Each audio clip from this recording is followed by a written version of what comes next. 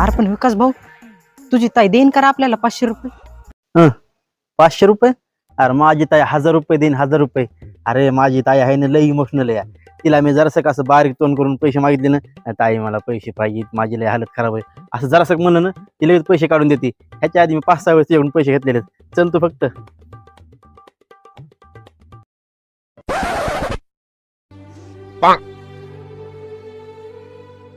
काय रे दादा, लय नाराज दिसायलास.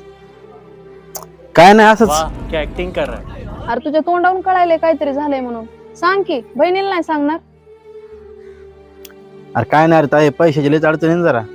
तुला सांगतो, मोटरसायकल टाकली गॅरेजला, ती आणायला सुद्धा पैसे नाहीत माझ्याकडे. चालू 15 दिवस. पैशाची अडचण? तुला सांगते, तुझे आणि माझे हालत सारखेच आहेत बघ. मी तर किराणा सुद्धा भरला नाही पैसे कमी आहेत म्हणून. ते तिथं पाकिट ठेवलेलं आहे बघ, त्याच्यात असले तर घे थोडेफार. तुझी अडचण महत्वाची आहे, ते आधी बघ, मी माझं बघन नंतर. मग मी काय म्हणलं, थोडी इमोशनल केलं की लगेच पैसे देते.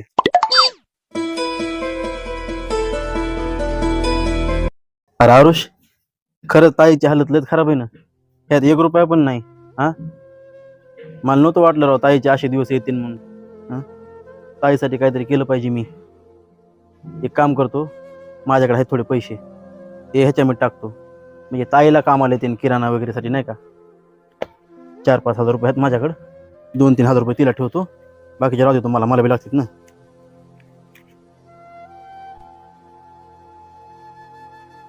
काय का सगळेच घेतले सोय? हा, एवढे राहू दे, मला किराणा भरायचंय म्हणलं ना तुला.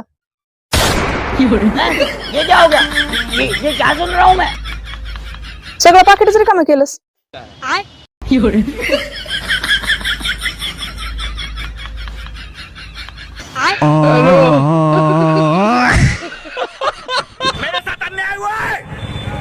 साथ अन्याय हुआ है.